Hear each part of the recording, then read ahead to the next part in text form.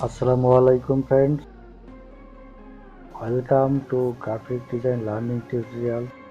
প্রতিবার আপনাদের জন্য আমি নতুন নতুন ভিডিও নিয়ে হাজির হই। আজকে আমি আপনাদের মাঝে একটি নতুন টিউটোরিয়াল নিয়ে হাজির হলাম। আজকের টিউটোরিয়ালের বিষয় 3D logo design in Adobe Illustrator. তো বন্ধুরা, আপনি যদি আমার চ্যানেলে নতুন হয়ে থাকেন তাহলে চ্যানেলটি সাবস্ক্রাইব করে সাথে থাকুন। Let's start.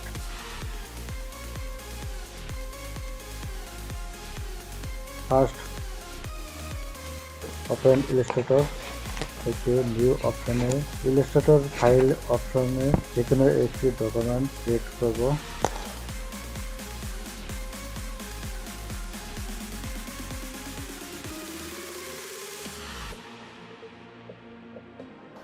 টুল অপশন থেকে রেক্টেঞ্জেল টুল নিয়ে শিফট বাটন চেপে ধরে একটি রেক্টেঞ্জেল ড্র করব।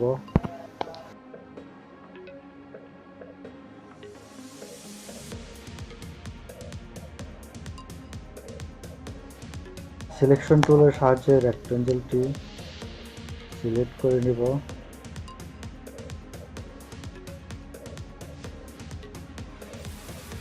থেকে কপি পেস্ট ইন ফন্ট করব।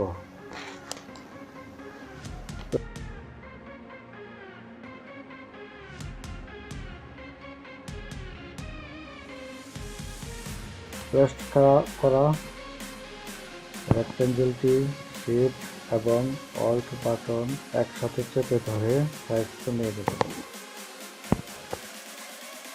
রেক্টেঞ্জেলের কালার চেঞ্জ করে নেব।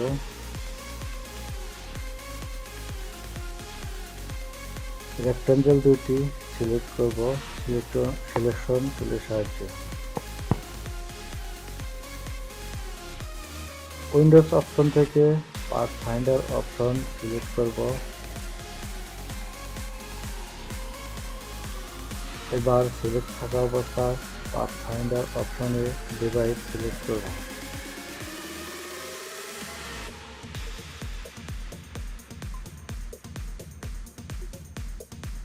আবারও সিলেক্ট থাকা অবস্থায় মাউসের রাইট বাটন ক্লিক করে রেক্টেঞ্জেলটি আনগ্রুপ করব।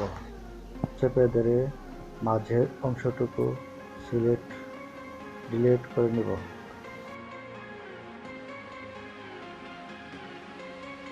লাইন সেগমেন্ট টুল নিয়ে রেক্টেঞ্জেলের মাঝে থেকে বাহির পর্যন্ত শিফট বাটন চেপে ধরে সহজেই 4টি লাইন সেগমেন্ট ড্র করে দিব।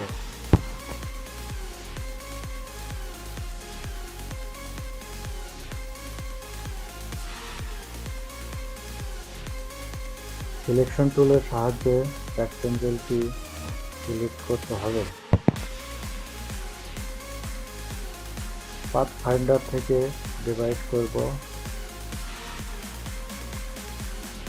মাউসের রাইট বাটন ক্লিক করে আনগ্রুপ করব। এখন রেক্টেঞ্জেলটি বিভক্ত হয়ে গেল 4টি ভাগে। টুল অপশন থেকে ডাইরেক্ট সিলেকশন টুল নিয়ে এই রেক্টেঞ্জেলটির কর্নারে ক্লিক করে মাউসের রাইট বাটন ক্লিক করে ট্রান্সফর্ম অপশন থেকে মুভ সিলেক্ট করতে হবে। এবার মুভ অপশনের প্রিভিউ সিলেক্ট করতে হবে। ভার্টিক্যাল -15 পিটি এবং হরিজন্টাল ও 0 পিটি করতে হবে। এভাবে সবগুলা রেক্টেঞ্জেলের কর্নার বাড়িয়ে দিতে হবে। প্রতিটি রেক্টেঞ্জেলের কর্নার বাড়িয়ে দেওয়ার জন্য পূর্বের মতো ট্রান্সফর্ম অপশনের মুভ সিলেক্ট করতে হবে।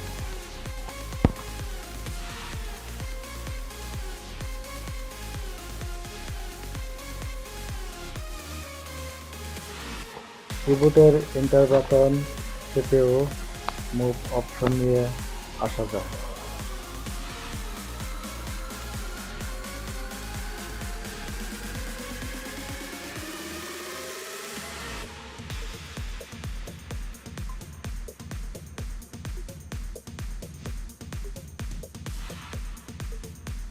এরপর দুটি রেক্ট্যাঙ্গেল এর ফাঁকা স্থানে শেপ ড্র করতে হবে। সেজন্য টুল অপশন থেকে পেন টুল সিলেক্ট করে এভাবে ধরে ধরে শেপ তৈরি করতে হবে।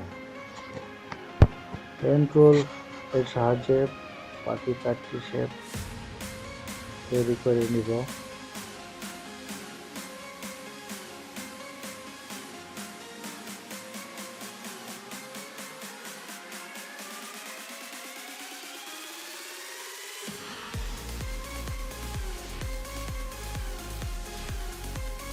শেপ তৈরি হয়ে গেলে শিফট বাটন এর সাহায্যে 4টি শেপ সিলেক্ট করে কালার চেঞ্জ করে দিতে হবে। এবার একটি 3D লোগো ডিজাইন তৈরি করে ফেলেছি।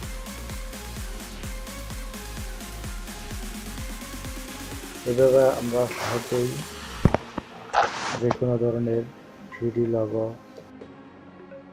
ডিজাইন করতে পারবো।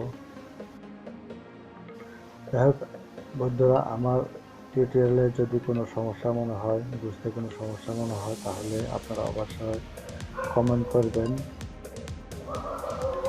এবং এই টিউটোরিয়াল সম্বন্ধে কোনো মতামত থাকলে আমাদেরকে কমেন্ট বক্সে জানাবেন। টিউটোরিয়ালটি যদি আপনাদের কাছে ভালো লাগে তাহলে অবশ্যই লাইক করবেন, চ্যানেলটি সাবস্ক্রাইব করবেন এবং পাশে থাকা বেল আইকনটি ক্লিক করবেন। ওকে, সবাইকে ধন্যবাদ।